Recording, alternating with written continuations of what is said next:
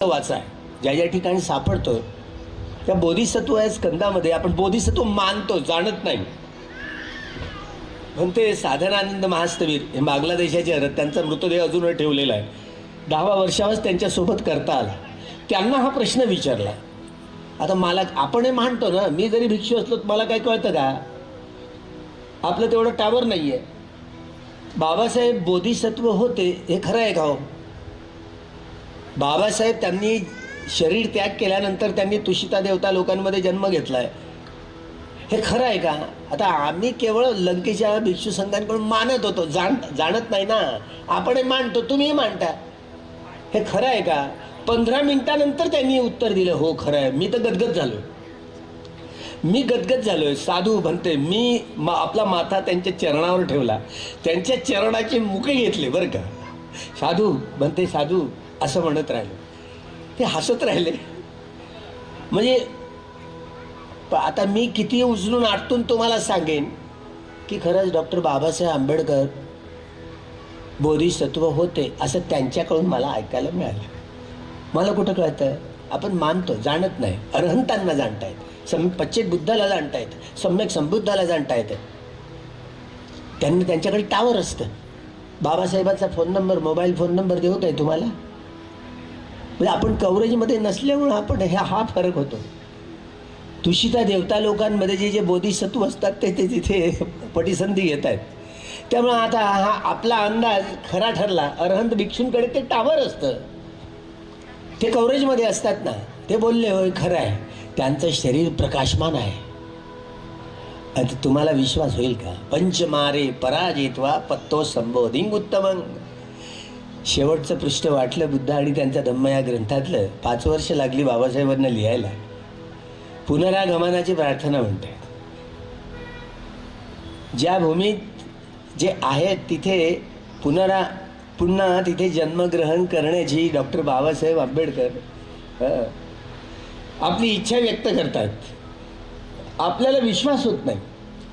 जसं जसं आपण खोलीत जाऊन वाचू ना, हा जन्म होतो कसा, मनुष्य व मनुष्यत्तर प्राणी हे जन्म घेतात कसे, जन्म घेणारं कोण असतं, हे खरं आहे. आपण जीवशास्त्रज्ञ त्यांनी वेगवेगळे प्रयोग करून, वेगवेगळे उपकरणं करून जे तथ्य आपल्याला दिलं ते आपल्याला मानणं भाग आहे आणि मानतो. या जीवसृष्टीविषयी जीवशास्त्रात आपण वाचतो त्या डार्विनला पाण्यामध्ये एकपेशीय प्राणी दिसलाय, अमिबा नावाचा. ही प्राणीसृष्टी कशी विकसित होत गेली आपल्याला मानणं भाग आहे. पण डार्विनला हे नाही माहिती झालं, हे चित्ताची उत्पत्ती होते कशी, मनाची उत्पत्ती होते कशी, हे नाही माहिती झालं. हे कसं माहिती? हे बुद्धाला माहिती झाले, महावैज्ञानिक आहेत. हे बोधिचित्त, संबोधी चित्त कसं काम करतं, हे 24 तास जागरूक असतं. आपण अर्ध आयुष्य आपलं झोपेत जातं. हा मारबंधन आहे ना, थीन अमिद्द, शारीरिक आणि मानसिक आळस, हे मारबंधन आहे. त्यामुळे अर्ध आयुष्य तर झोपेत चाललं जातं. झोप रोग आहे, निसर्गाने दिलेलं बक्षीस नाही आहे. आपले डॉक्टर सांगतात ना, गायकवाड डॉक्टर सांगताय की 8 तरी घंटे तुम्ही आराम करा. आता त्यांना जसं शिकवलंय पाठ्यक्रमात अकॅडमिक, त्यांचं मानसशास्त्रातनं वैज्ञानिकांनी जे उत्खनन संशोधन केलेलं आहे ते बुद्धीच्या जोरावर केलेलं संशोधन आहे. आणि बुद्धीला मर्यादा असतात, प्रज्ञेला मर्यादा नसतात. म्हणून प्रज्ञा ही निर्वाणापर्यंत घेऊन जाते. हे बोधिचित्त निर्वाणापर्यंत घेऊन जाते. हे अनित्य लक्षण. कथमाचं भिक्खवे अनित्यं ज्ञानं. भिक्षुंनो, उदयभयं ज्ञानं इति अनित्यं ज्ञानं. वेदनांचा उदय व्यय जाणणं म्हणजे अनित्याचा बोध करणं, अनुभव करणं होय. या अनित्य ज्ञानाच्या आधारावर अनित्याचा बोध करून आर्य सत्याचा साक्षात्कार करण्याची प्रक्रिया. कथमाचं भिक्खवे दुःखं ज्ञानं. वेदनांचं सारं क्षेत्र दुःख आहे. सुखद वेदना आली, प्रतिक्रिया करून रागाच्या गाठी बांधणं. दुःखद वेदना आली, प्रतिक्रिया करून द्वेषाच्या गाठी बांधणं. दुःखद असुखद न्यूट्रल वेदना आली, प्रतिक्रिया करून मोह मूढतेच्या गाठी बांधणं. अरे, या वेदनांच्या आधारावर केवळ दुःखाची निर्मिती करतोय ना. हा दुःखबोध, वेदना कुठली असो, वेदना अपि दुःखा. वेदना हे सगळेच वेदना दुःखाचं क्षेत्र आहे. दौमनस्य सौमनस्य हे चैतसिक वेदना. त्या वेदनेच्या उत्पत्तीचा क्षण, वेदना जोपर्यंत राहते तो स्थितीचा क्षण आणि भंगत्वाचा क्षण, या वेदनेच्या तीनही क्षणां मिळून एक चित्तक्षण तयार होतो. या एका चित्तक्षणात तथागत कुठे जाऊ शकत असत. मला ना पहिल्यांदा हे त्रिपिटकात वाचताना कशी काल्पनिक वाटायचं. तथागत एका चित्तक्षणामध्ये कुठेही जाऊ शकत असत. हे असं कसं? कुठल्या तरी शेंडीवाल्याने हे लिहून ठेवलं असेल असं वाटायला लागेल. बंद करून टाकायचो. पण हे खरं आहे. छंदाधिपती छंद संपयुक्त कानंचं धम्मानं तं समुत्थानानंच रूपानं अधिपती बच्चे येन बच्चय. वीर्याधिपती वीर्य संपयुक्त कानंचं धम्मानं तं समुत्थानानंच रूपानं अधिपती बच्चे येन बच्चे. चित्ताधिपती चित्त संपयुक्त कानंचं धम्मानं तं समुत्थानानंच रूपानं अधिपती बच्चे येन बच्चे. विमंसाधिपती विमंस संपयुक्त कानंचं धम्मानं तं समुत्थानानंच रूपानं अधिपती बच्चे येन बच्चे. इद्दी सिद्धीच्या गोष्टी आहेत ना, तथागतांनाच अनुसंधान करता येतात. इद्दी सिद्धीच्या गोष्टी या ज्या आपल्या वेद पुराण यामध्ये वाचतो ना, ही ज्ञानगंगा त्रिपिटकातनं वाहत जाते जिकडे तिकडे. ही ज्ञानगंगेचं मूळ हे बोधगया आहे. ज्ञान कुठलेही बुद्ध उत्पन्न होतात ते बोधगयेला. परवाचा तो मिश्र बोधगयेच्या बुद्ध मुक्ती आंदोलन सुरू आहे आणि ते 5 पांडव म्हणून ठेवलेले आहेत ना, ते शेंदूर बिंदूर लावून 5 बुद्ध आहेत बरं का. ज्यामध्ये ते खुरचटलेली तिथली सगळी गाथा आहे ना, धम्मलिपीतली कुरतडलेली, त्या गाथेत तिथेच ज्या वेळेला अलेक्झांडर कनिंगमने ती वाचलेली आहे. जे 5ही बुद्ध या महाभद्र कल्पामधले ते 5 बुद्ध आहेत बघा. अनेक कल्प असे, कल्प म्हणजे ही सूर्यमाला उत्पन्न होण्यापासून नष्ट होण्यापर्यंतचा कालखंड, याला कल्प म्हणतात. हे असे अनेक कोरे कंगाल कल्प जातात की ज्या कल्पांमध्ये बुद्ध उत्पन्न होत नाही. या कल्पामध्ये, या कल्पाला कोणागमन, ककुसंद, काश्यप, सिद्धार्थ, गौतम हे 4ही बुद्ध होऊन गेले. यांनी या कल्पांना महाभद्र कल्प असं संबोधलेलं आहे. आणि सिद्धार्थ गौतम, मी परवाच जाऊन आलो लुंबिनीला. तो जिथे सम्राट अशोकाने स्तूप बांधलेलं होतं त्याच्या बाजूला जो स्तंभ सम्राट अशोकाने उभा केला, आणि तिथे ही धम्मलिपीतली ती स्तंभावर अक्षर आहे, जो लेख आहे स्तंभलेख, त्यामध्ये सिद्धार्थ गौतमाचं नाव पहिल्यांदा डी कोसंबी त्यांनी आपल्या प्राचीन भारत का इतिहास त्यामध्ये हे नमूद केलेलं आहे. त्यांनी पहिल्यांदा ते मांडलेलं होतं. डॉक्टर राजेंद्र प्रसाद सिंह जे सासारामला प्रोफेसर आहेत, त्यांनी पुन्हा वाच्यता केली त्याची, जेणेकरून सुकिती, ज्यांची कीर्ती अशी सुंदर आहे, त्याचं सुकिती हे नाव आढळतं. त्यांच्या आईचं नाव रुंबिनी देई असं आढळतं त्या शिलालेखामध्ये. ज्यातून हे कमीत कमी माहिती होतं ना, ती या बोधगयेच्या ज्या विहारात जी कुरतडलेली आहे त्या 5ही बुद्धांच्या बाजूला, तिथेच हा लेख अलेक्झांडर कनिंगमने केलेला आहे बघा. त्यावेळेला आपण हे खूप योग्यपणे जाणलं पाहिजे की ते 5 पांडव नव्हे, तिथे पण लोकांना मिसगाईड केलं जातं. महाविहारामध्ये जे 5 ब्राह्मण आहेत, 4 ब्राह्मण आहेत आणि सरकारी अधिकारी त्यांच्यात असतो, तर संविधानाच्या 13 या कलमानुसार ABCD ज्या आधारावर जे जुने 26 जानेवारी 1950ला हा बोधगयेमध्ये कायदा मंजूर झाला, संविधान मंजूर झालं, एक व्यक्ती एक मूल्य एक मत. आता राजा राणीच्या पोटातनं निर्माण होणार नाही, तो मतपेटीतनं निवडला जाणार आहे. त्यामुळं हे राजकीय लोकशाहीचा अंमल 26 जानेवारी 1950 पासून सुरू झाला. ही राजकीय लोकशाही सामाजिक लोकशाहीमध्ये, आर्थिक लोकशाहीमध्ये, सांस्कृतिक लोकशाहीमध्ये जोपर्यंत परावर्तित होणार नाही तोपर्यंत न्याय, स्वातंत्र्य, समता आणि बंधुभाव या मानवी मूल्याच्या या फळांचा रस आहे ना, येणाऱ्या पिढीला चाखता येणार नाही. बाबासाहेबांची धारणा जिथे न्याय, स्वातंत्र्य, समता आणि बंधुभाव, बाबासाहेबांचा एवढा प्रभाव की दुसऱ्या विश्वयुद्धानंतर जी सत्तांतरं झाली, त्या सत्तांतर झाल्यानंतर त्या देशातल्या संविधानकारांना हे शब्द बाबासाहेबांनी मजबूर केलंय. सगळ्या देशातल्या संविधानांमध्ये या चारही शब्दांचा हा उल्लेख बाबासाहेबांच्यामुळे झाला आहे. अर्थात Republican Party of India 30 September 1956लाच बाबासाहेबांनी घोषणा केली. जे शेड्यूल कास्ट फेडरेशन विसर्जित करून रिपब्लिकन पार्टी ऑफ इंडिया त्याची घटना लिहिली. त्या घटनेमध्ये न्याय, स्वातंत्र्य, समता आणि बंधुभाव या मानवी मूल्याच्या आधारावर समतामूलक जीवन पद्धती स्थापित करण्यासाठी हा रिपब्लिकन पार्टीचा उदय आहे. जगातल्या कुठल्याच राजकीय पक्षाची ही उद्देशपत्रिका नाही आहे, जे डॉक्टर बाबासाहेब आंबेडकरांच्याच मनात उत्पन्न झालं. अर्थात हा सामाजिक, आर्थिक, राजकीय, सांस्कृतिक न्याय हे सामाजिक, आर्थिक, राजकीय, सांस्कृतिक स्वातंत्र्याची ही संपूर्ण अभिव्यक्ती, ही सामाजिक समता, राजकीय समता, आर्थिक समता, सांस्कृतिक समतेचं वलय निर्माण करणं, ही सांस्कृतिक ज्यामध्ये हे बंधुत्व, विश्वबंधुत्व, बंधुभावाचं नातं म्हणजे बंधुत्वाचं, मित्रत्वाचं नातं. बंधुभावाच्या नात्यापेक्षा मित्रत्वाचं, बंधुभावाचं किती बांधवाप्रमाणे आहे. दोन भाऊ तरी एक आहेत का? बंधुभाव त्याची बोधी चित्ताच्या आधारावर भगवंत काय समजतात,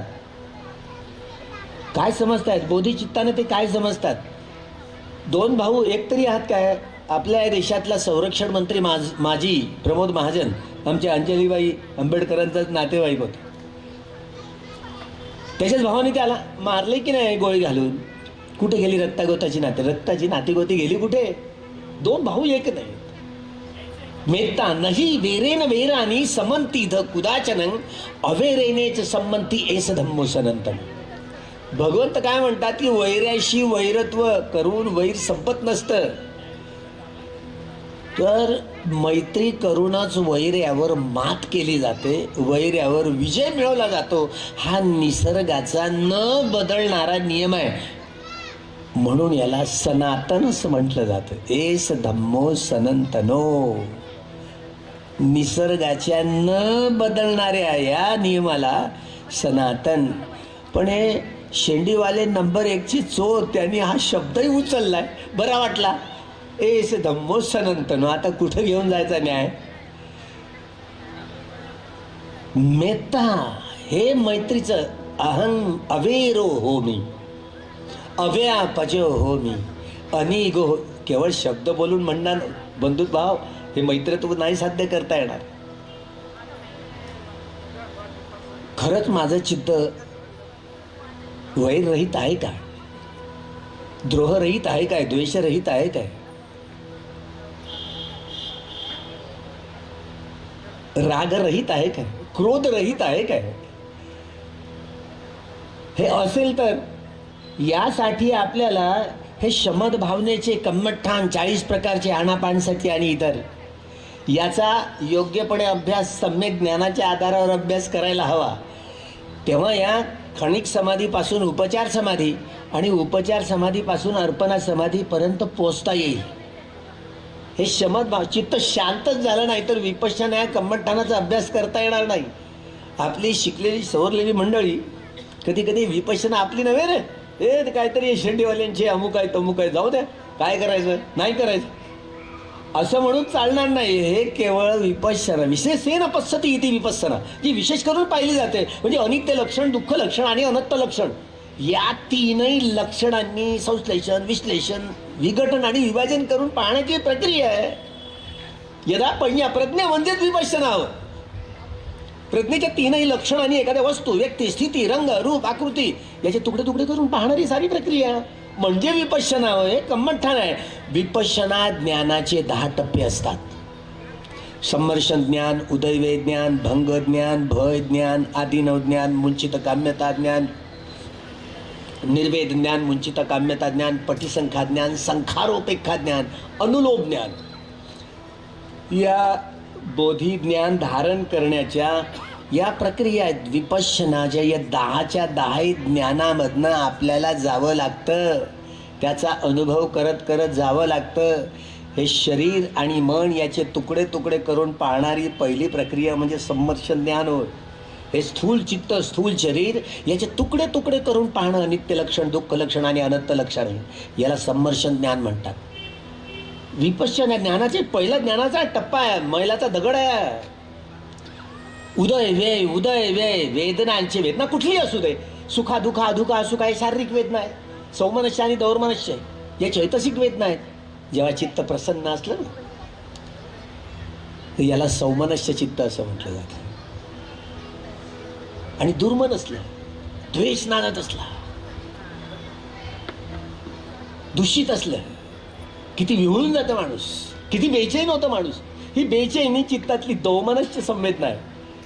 अभिधम्मानुसार या पाच प्रकारच्या संवेदना, सुखावेदना, दुखावेदना, अधुखा असुखा वेदना ही शारीरिक वेदना, सौमनस्य आणि दौर्मनस्य चैतसिक वेदना. या 5 वेदनांच्या आधारावर मनुष्य आपल्या स्वभावाची निर्मिती करत असतो. म्हणून तुम्ही आम्ही आपल्या स्वभावाचे गुलाम असतो. आपला स्वभाव तेव्हाच बदलतो जेव्हा आपण आर्य सत्याचा साक्षात्कार करू. जी व्यक्ती, एक व्यक्ती, जे गृहस्थ असू दे की गृहत्यागी असू दे, ज्या व्यक्तींनी आर्य सत्याचा साक्षात्कार केलेला आहे त्याच्या मनाचा स्वभाव आमूलाग्र बदललेला आहे. कार्ल मार्क्सला या भौतिक प्राणी म्हणून माणसाकडे पाहिलं. माणसाचं मन काही दिसत नाही, काय ते भौतिक आहे का? मन तर सगळ्या गोष्टीचं केंद्र आहे ना, सगळे ताले उघडणार आहे. मनच प्रमुख आहे, प्रधान आहे. मनोबुब्बंगमा धम्मा मनोसेट्टा मनोमया मनसाचे पदुठ्ठेन भासती वा करोती वा ततो न दुःखमन्वेति चक्खं वहतो पदं. मनोबुब्बंगमा धम्मा मनोसेट्टा मनोमया मनसाचे प्रसन्नेन भासती वा करोती वा ततो न सुखमन्वेति छायाव अनपायिनी. सगळ्या गोष्टीचं केंद्र मनच आहे ना. पहिल्याला मन उत्पन्न होतंय. कोणतं मन? तुम्ही आता कोणत्या मनाने श्रवण करत आहात? ऐकत तर आहात. हे ऐकणारं मन, श्रवण करणारं मन असतं की नाही? हे श्रोत इंद्रिय आहे. या श्रोत इंद्रियाच्या वितर्क, विचार, प्रीती, सुख, एकाग्रता, 52 चित्तवृत्तीपैकी या 5 चित्तवृत्ती आहेत ना. या 5ही चित्तवृत्तीच्या एकवटण्याला एका ठिकाणी येणं म्हणजे ध्यान होय.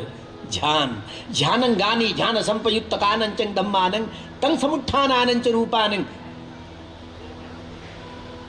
हेतु पच्ये न पच्येयो. ध्यान पच्य हेतू एकदम 24 कारण.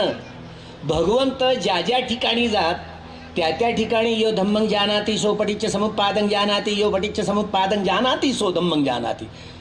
पटिच्च समुत्पाद म्हणजे धम्म होय. पटिच्च समुत्पाद जाणता ज्याला आला, धम्म कळला. तुम्हा आम्हाला नाही जाणतायत बरं, वाटतं असं. मी थोडं थोडं सांगू शकेन, परिपूर्ण नाही बरं. ही परिपूर्णता, परिशुद्धता माझ्यात देखील आलेली नाही. भगवंत आनंदाला म्हणत होते ना, आनंद एक स्वतःपत्ती फळाला पोहोचले. व्यक्ती, आनंद तुला पटिच्च समुत्पाद कळलेला आहे का? हो, तुम्ही विचारा ना मला कधी. ती परिपूर्ण, त्याला पाठांतर मौखिक होतं. ए आनंदा, औस आनंदा असं काही बोलू नकोस. 6 प्रकारच्या अभिज्ञा प्राप्त करणाऱ्या व्यक्तीचं वेगळं वैभव असतं.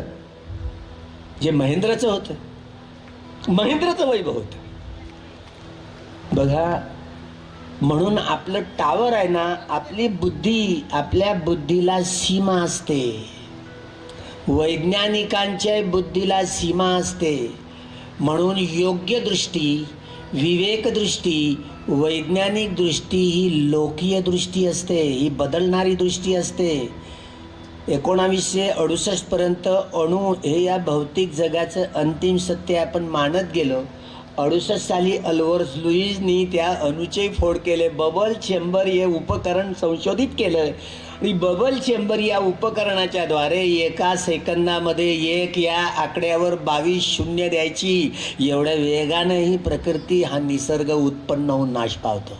तुम्हाला गणित सोडवता येईल? बुद्धी पाहिजे त्यासाठी, गणितज्ञ पाहिजे. एका सेकंदामध्ये एक या आकड्यावर 22 शून्य द्यायची, एवढ्या वेगानं ही प्रकृती ही उत्पन्न होऊन नाश पावते. परमाणू हा अणूचा 36वा भाग आहे. हे सूक्ष्म सत्य कसं असू शकेल?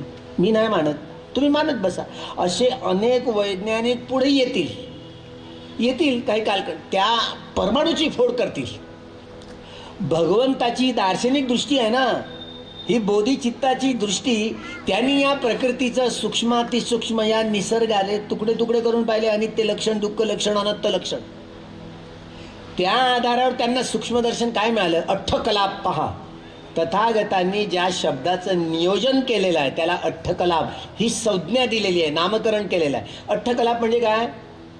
अग्निवायू, जे हे शरीर बनलेलं आहे ना, अग्निवायू, जल आणि पृथ्वी धातूने म्हणतो ना, पंचतत्वाचा पुतळा आहे म्हणतो आपण. पंचतत्व म्हणजे एक आकाश भुलून जातं आपण. त्या आकाश म्हणजे काय तुम्हाला कळलं का? तुमच्या पोराबाळांनी विचारलं तुम्हाला आकाश म्हणजे काय, काय सांगाल तुम्ही? आकाश म्हणजे हे निळं निळं दिसतं ते. हे डॉक्टर बाबासाहेब आंबेडकरांनी म्हणून निळा झेंडा दिला रिपब्लिकन पार्टी ऑफ इंडियाला. निळे केस असतात ना भगवान बुद्धांचे. भगवान बुद्धांचे हे असे असे गोल गोल गोल गोल बुंडरे केस असतात वरच्या टोकाचे, निळ्या रंगाचे. मी पाहून आलो ना, ज्ञानश्री महास्तवरी मागच्या वर्षी बिमार पडून आहेत, आता थायलंडमध्ये आहेत. 100 उलटली त्यांची. त्यांच्या विहारात 3 दिवस राहण्याचा संधी मिळाली. त्यामध्ये भगवंतांची केस ते वाढत होत बरं. आता काय जुळलेले आहेत का? तरी वाढत आहेत बरं का. भगवंतांच्या धातू, शारीरिक धातू त्यांची वृद्धी होत असते, वाढ होत असते. नाही तर तुम्ही अरे असं कसं वाढलं जातं? म्हणून म्हटलं तर की हे लोकीय दृष्टी आणि भगवंतांची ही लोकीय ज्ञानापासून लोकोत्तर ज्ञानापर्यंत जी घेऊन जाते, नित्य धातूपर्यंत, या भौतिक जगाचं अंतिम सत्य अठ्ठकलाप आहे. बघा, अठ्ठकलाप म्हणजे अग्नी, हे पोकळी, आकाश धातू म्हणजे पोकळी. 2 अठ्ठकलापामध्ये जे अंतर असते, पोकळी असते ना, ते सूक्ष्म आहे आकाश धातू. जेव्हा तुम्ही विपश्यना ध्यान करताय ना, जेव्हा भंगाचा उत्पन्न होते, उदय वे तिसरे ज्ञान भंग.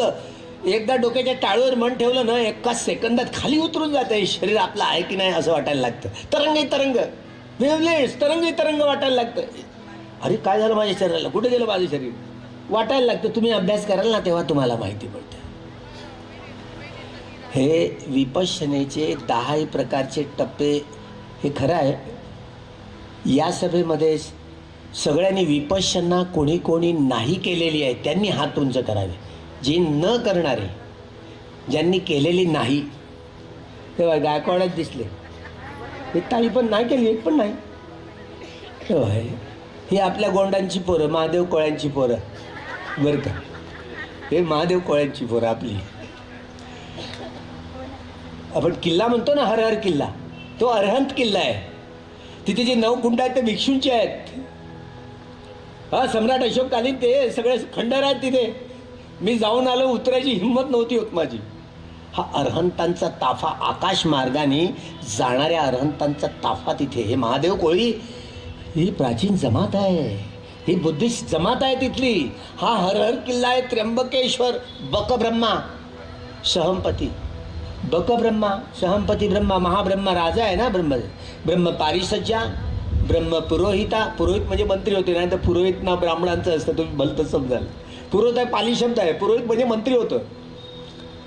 ब्रह्म पारिसज्जा देवा, ब्रह्म पुरोहिता देवा आणि महाब्रह्मा देवा, याला म्हणतात 3 बकब्रह्मा. त्र्यंबकेश्वर हे आपलं नाव आहे. आता तिथं कर्मकांड चालतं. आता जाऊन आलो तिथं कुंभमेळ्याच्या बाजूला तेवढी गर्दी. जे कुंभमेळ्यात जाणार नाही ते म्हणे कुठे जातील माहिती नाही. जे कुंभमेळ्यात गेले, जे मेले, तो बागेश्वर बुवा म्हणतो त्यांना स्वर्ग प्राप्त झाला. धन्य रे बाबा. ज्या ठिकाणी भगवंतांनी 3 महिन्या अगोदर माघ पौर्णिमेला जी घोषणा केली होती, महापरिनिब्बाण घोषणा दिवस जो संबोधला जातं, 3 महिन्यानंतर मी माझं महापरिनिब्बाण कुशीनगरला करेन. कुशीनगर का बरं? भिक्षू आनंद म्हणतो कुशीनगरलाच का? ते तर ओसाड जागा आहे. ओसाड असं म्हणू नको. मी ज्यावेळेला या संपूर्ण पारमितांचा डोंगर रस्ताना मी चक्रवर्ती सम्राट होतो आणि माझं नाव महासुदर्शन असं होतं. महासुदर्शन सुत्तात तुम्ही वाचा सायंकाळी गेल्यावर दिघ निकायामध्ये. दिघ निकायामध्ये महासुदर्शन चक्र. सम्राट अशोक हे 4 तुकडे करायचे या पृथ्वीचे. ते काश्य आहे, सुवर्ण, अमृत, हे जे 4 आहेत ना, जे महाबोधिसत्व जे असतात ना, जे एका जीवनामध्ये सम्यक संबुद्ध होतात, ते सिद्धार्थ गौतम जे सम्यक संबुद्ध झाले.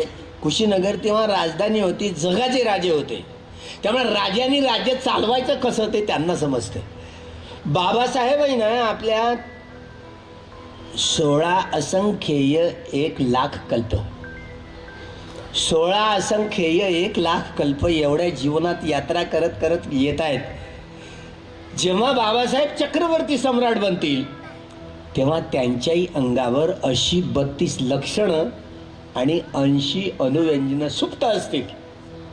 सुप्त असतील, परिपूर्ण नसतील. जशी सिद्धार्थ गौतम जन्माला आले, शेवटचं महाबोधिसत्वाचं जीवन, तेव्हा ती परिपूर्णता नव्हती.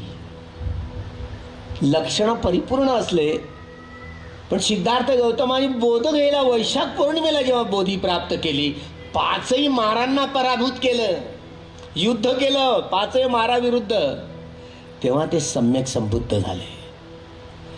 केवढं मोठं युद्ध. धम्म म्हणजे पोरखेड नाही आहे, माराविरुद्धची प्रचंड लढाई आहे, युद्ध आहे. पंचमारे पराजित्वा पत्तो संबोधिंग उत्तमं.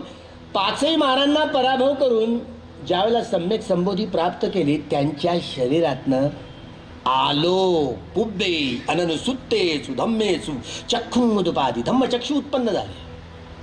ज्ञानमुदुपादी ज्ञानचक्षु उत्पन्न झालं. पञ्ञाउदुपादी प्रज्ञाचक्षु उत्पन्न झालं. विद्याउदपादी आर्य सत्याचा साक्षात्कार करताना दिव्य चक्षु उत्पन्न झाले. समंत चक्षु उत्पन्न झाले. बुद्ध चक्षु उत्पन्न झाले. बुद्धांची दृष्टी, त्यांनी या प्रकृतीचं संश्लेषण, विश्लेषण, विघटन आणि विभाजन करून पाहिलं. आतलं बाहेरचं, सजीवांचं, निर्जीवांचं. सहस्र लोकधातू 10,000 सूर्यमाला अशा आहेत की त्या ठिकाणी मनुष्य तर 31 प्रकारची काया धारण करणारे प्राणी असतात. जेव्हा धम्मचक्र प्रवर्तन ते करतात त्यावेळेला स्वतः सहमपती ब्रह्मा मंदार पुष्पांचा वर्षाव करून साधू साधुकार देतात. तेव्हा लोकही आणि भिक्षू सगळे साधू साधुकार देतात. आपल्याला वाटतं धम्मचक्र प्रवर्तन केवळ बुद्धच करू शकतात. सम्यक संबुद्ध जे असतात तेच करू शकतात. ते अधिकार क्षेत्र त्यांचंच असतं. ज्यावेळेस डॉक्टर बाबासाहेब आंबेडकर येणारे अर्यमत्रेय बुद्ध बोध द्यायला त्या बोधिवृक्षात उत्पन्न होतील ना, ते बोधिवृक्ष कालोगात नष्ट होईल पिंपळाचं, आणि तिथे नागा बोधिवृक्ष वाढेल. त्या ठिकाणी बुद्धत्व प्राप्त करतील. तेव्हा आता माहिती नाही, पण ते 5 बुद्धाचं जे चित्रीकरण केलेलं आहे ना महाबोधी विहारात, 5 पांडव म्हणतात, सांगतायत, लोकांना प्रचार करतात, ते या महाभद्र कल्पातले 5 बुद्ध होत.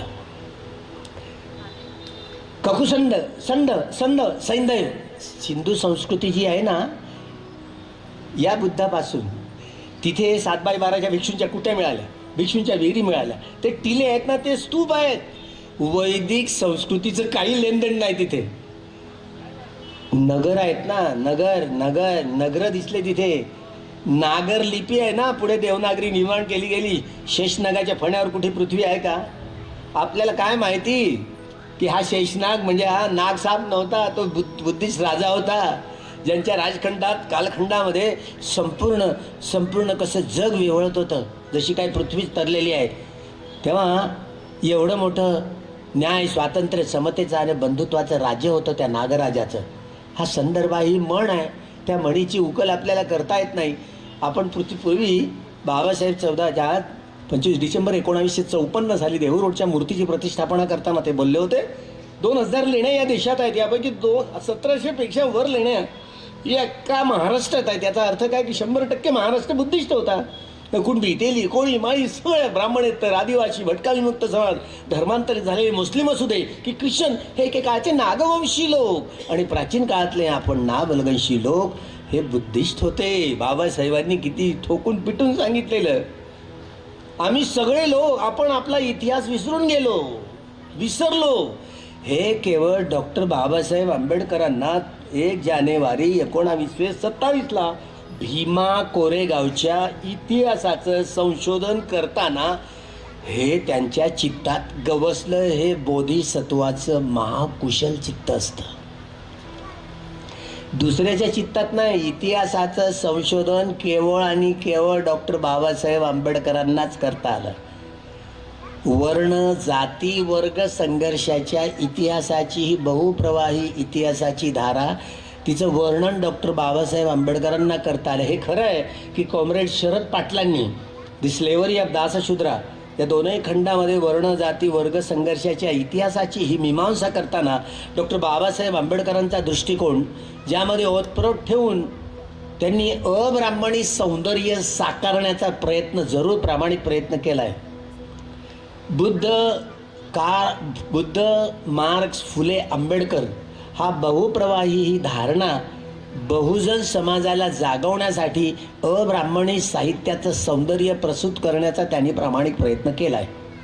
14 ऑक्टोबर 1956 साली डॉक्टर बाबासाहेब आंबेडकरांनी धम्मक्रांती केली. या 84,000 धम्मस्कंदांच्या आधारावर अजूनही आपल्याला धम्म साहित्य सौंदर्य शास्त्राचं म्हणजे धम्म साहित्याचं सौंदर्य कोरता आलं नाही, साकारता आलं नाही. हे सौंदर्य आहे ना, परिपूर्ण परिशुद्ध बोधी ज्ञानाची दृष्टी ओतप्रोत भरणं, हे सम्यक ज्ञान जिथे अनित्य लक्षण, दुःख लक्षण आणि अनंत लक्षण या ज्ञानाच्या आधारावर जे तुकडे तुकडे करून का पाहिलं जातं, जे या प्रज्ञेच्या आधारावर मग लोकीय ज्ञानापासून लोकोत्तर ज्ञानापर्यंत जे नित्यबोध, सुखबोध आणि अनंतबोध या लोकोत्तर प्रज्ञेच्या आधारावर निर्वाण धातूच्या सत्याचा अनुभव केला जातो, जी नित्य आहे, जी उत्पन्न होत नाही, नष्ट होत नाही, अशी आहे.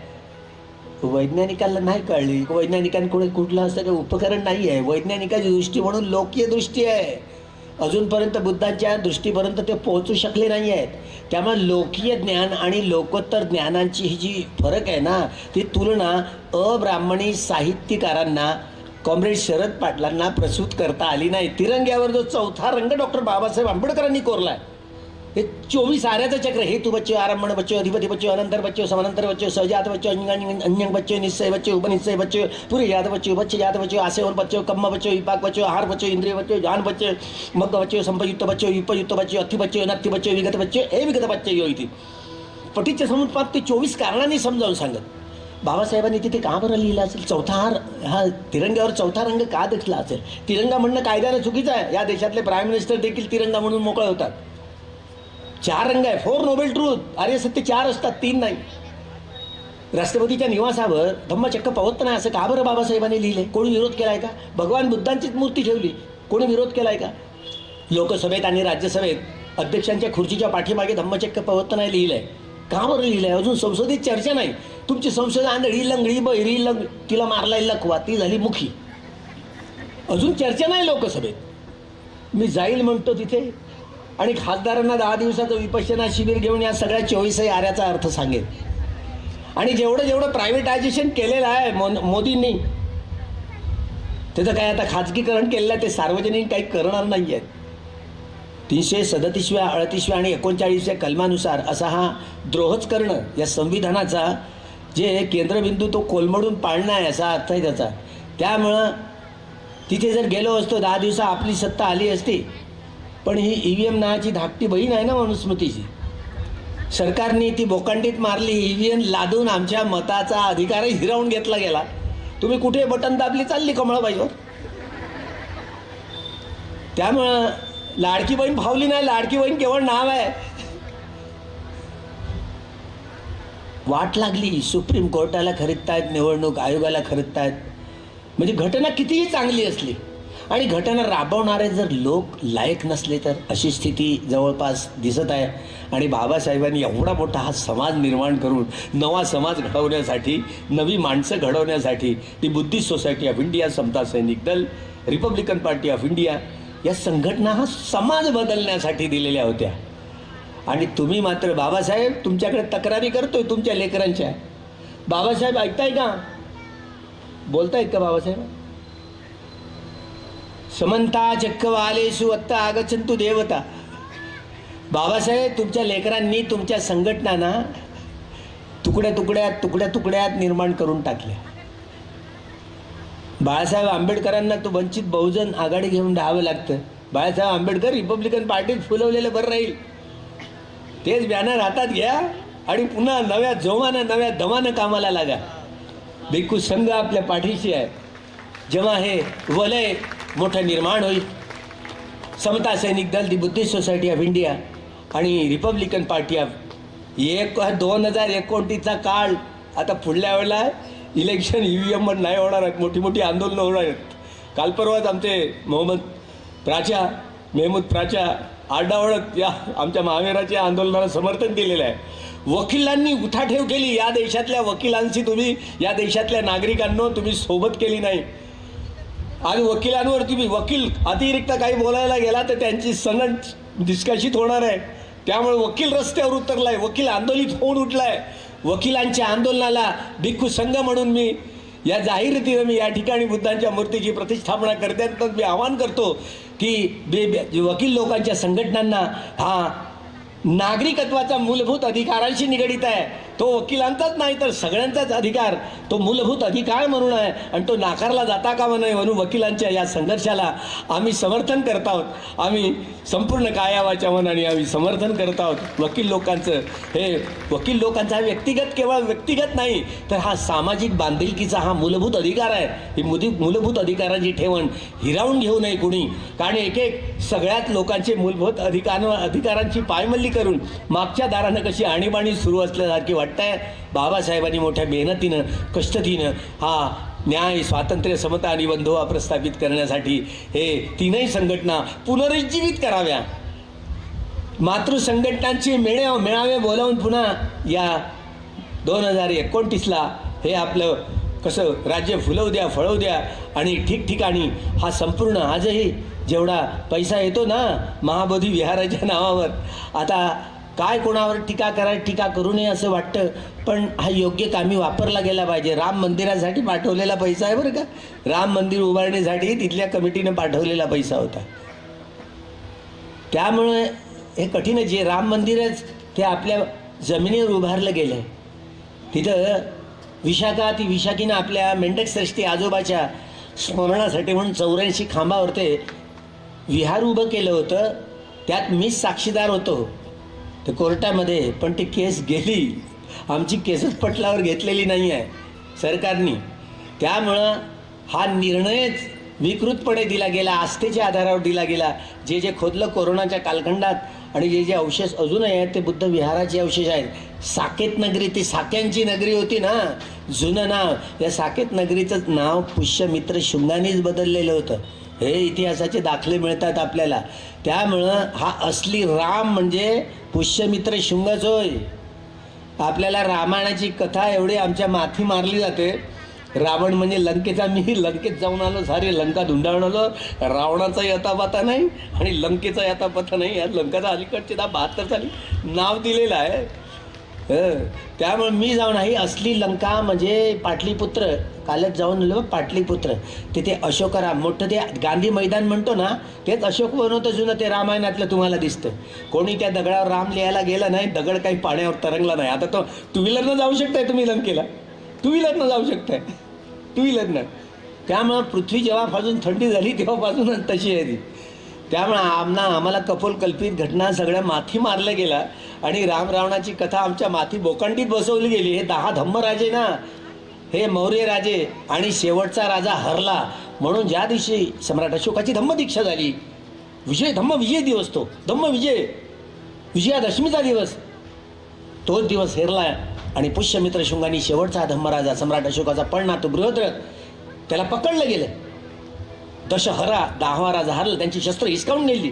15 दिवस नजर बंद करून ठेवलंय. आणि ज्या दिवशी सम्राट अशोकाने एकाच वेळेला 84,000 महास्तूपांची निर्मिती करून भगवंत बुद्धांच्या धातूंची एकाच वेळेला तेलाचे दिवे प्रज्वलित करून पूजा केली गेली 84,000 स्तूपांची, तो दिवस म्हणजे दीपदानोत्सव. त्याच दिवशी कपटाने पुष्यमित्र शुंगांनी हत्या केली सम्राट बृहद्रथाची. याला राजकीय प्रतिक्रांती असं डॉक्टर बाबासाहेब वर्णन करतात. प्रतिक्रांती. पुष्यमित्र शुंगांनी हा शेवटचा धम्मराजा बृहद्रथ याची कपटानी हत्या करून श्रमण संस्कृती आणि ब्राह्मण संस्कृतीच्या इतिहासाची दरार बाबासाहेब 1927ला भीमा कोरेगावच्या विजयस्तंभाजवळ कळले. श्रमण म्हणजे एकेका श्रमणाचं डोकं कापूड आणण्यासाठी गुरुदक्षिणा म्हणून 100 कारशा पण द्यायला गेले, दिले तसे. म्हणून ते नारळ बिरळ ठेवतात ना घटावर, ते नारळ म्हणजे भिक्षूचं कापूड आणलेलं गुरुदक्षिणा. तर गुरुपौर्णिमा, त्या पौर्णिमेला धम्मचक्र प्रवर्तन दिवस हा दिवस होता. एकाच बुद्धांची गोष्ट नाही. बाबासाहेब जेव्हा बुद्धत्व प्राप्त करतील ना, धम्मचक्र प्रवर्तन तेव्हा करतील ना, तेव्हा बाबासाहेब या आषाढी पौर्णिमेला धम्मचक्र प्रवर्तित करतील बुद्धत्व प्राप्त झाल्यानंतर. जसं सिद्धार्थ गौतमाचा जन्माची कहाणी सुरू झाली ना, आपल्या मातेच्या कुशीमध्ये प्रवेश करणारा तो दिवस आषाढी पौर्णिमेला. वयाच्या 29व्या वर्ष महाभिनिष्क्रमण, हे त्याग करणारे, गृहत्याग करणारे महाभिनिष्क्रमण आषाढी पौर्णिमेला. बुद्धत्व प्राप्त केल्यानंतर धम्मचक्र प्रवर्तन करतात ती आषाढी पौर्णिमेला. संघाची उत्पत्ती होती ती आषाढी पौर्णिमेला. आणि भगवंतांची आणि भिक्षू संघाच्या वर्षावासाचा प्रारंभ होतो ती आषाढी पौर्णिमा.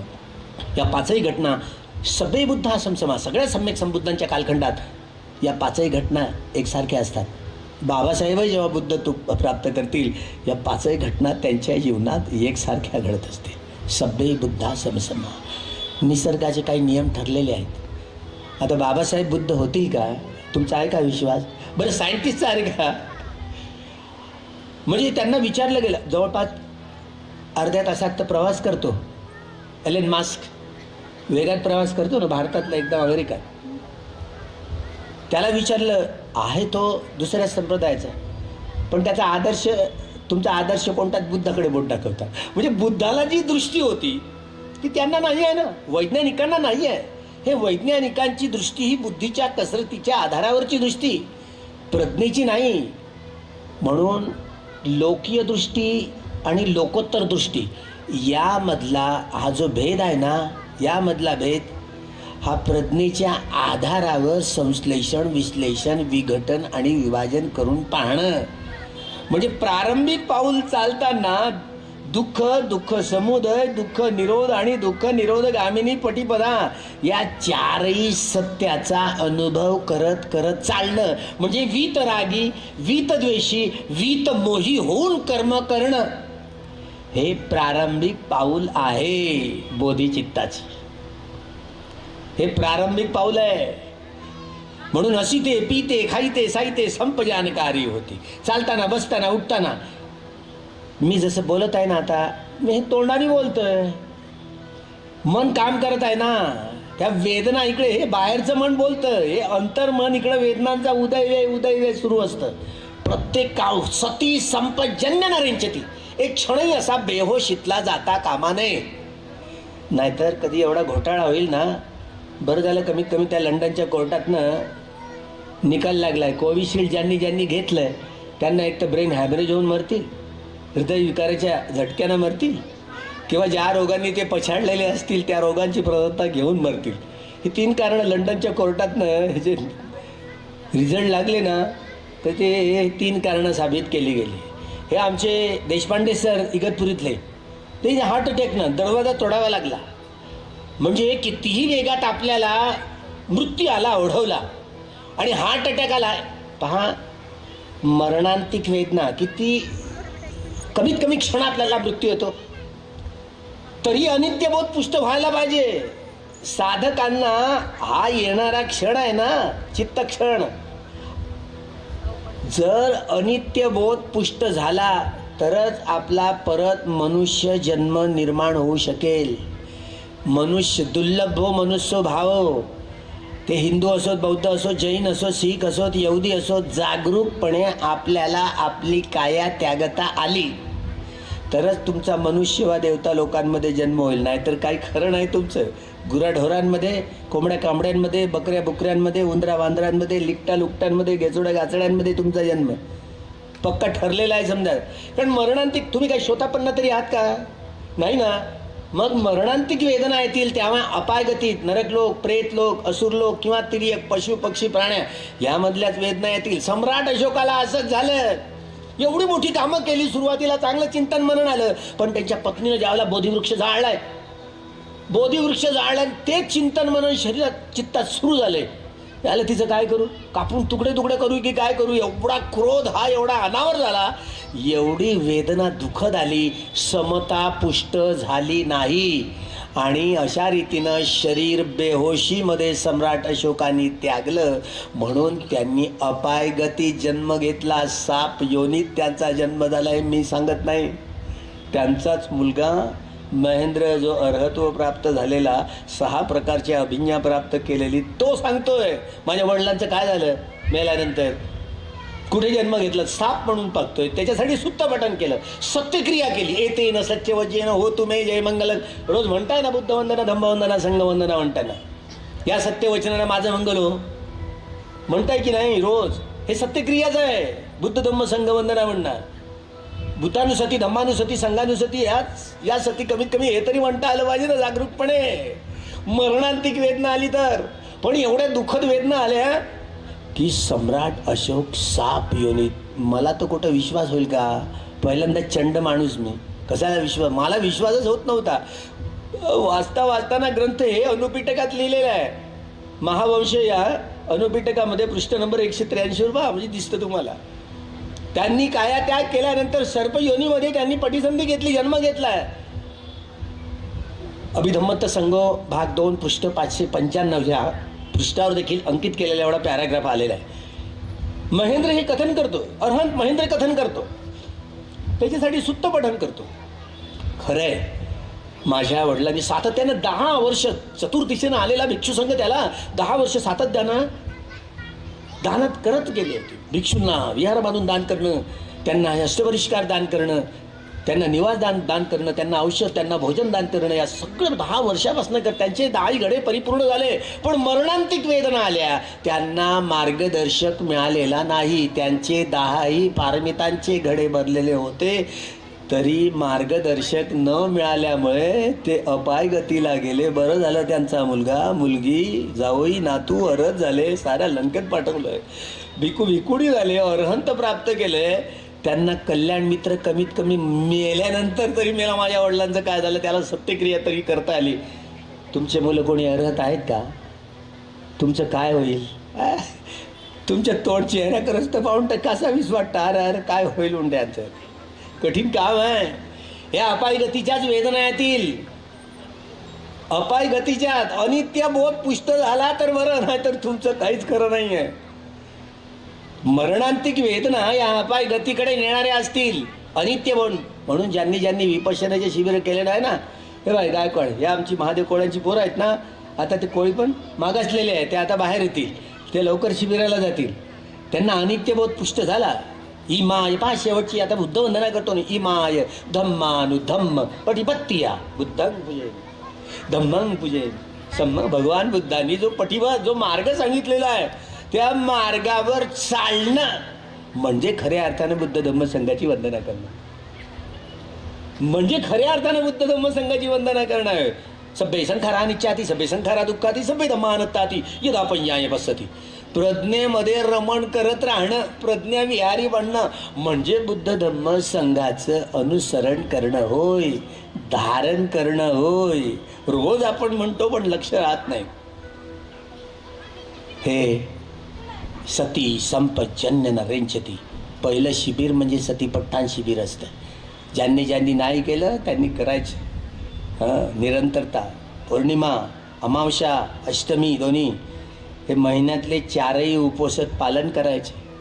दर रविवारी सुट्टीचा दिवस आहे, यायचंच विहारात, पण पौर्णिमा अमावस्या अष्टमीला यायचं, दानादी कर्म करायचे, भिक्षूंना बोलवायचं, धम्मश्रवण करून घ्या. दुर्लभो धम्मश्रवण, धम्मश्रवणच करता आलं नाही तर धारण कसा करता येईल. धम्म धारण करताना मार्गदर्शक नसला, पंचा 5ही मारांना पराभूत करण्यासाठीचं हे ज्ञान मार्गदर्शक जर नसला तरी देखील आपली सुगती होईल याची गॅरंटी नसते. म्हणून 10ही पारमितांचे घडे भरलेले असले तरी मात्र मार्गदर्शक आपल्या पुण्यकर्माच्या आधारावर सत्यक्रिया करून मिळवला जातो. या बुद्धविहाराच्या संघ मित्रा बुद्धविहार, या बुद्धविहाराच्या मूर्तीची, भगवंताच्या मूर्तीची प्रतिष्ठापना केली.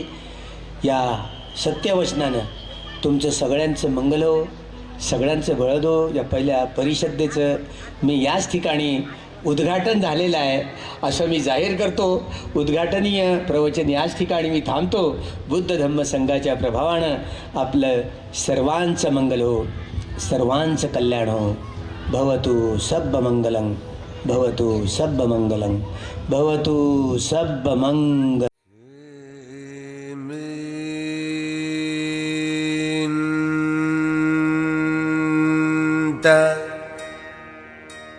चक्रवालेषु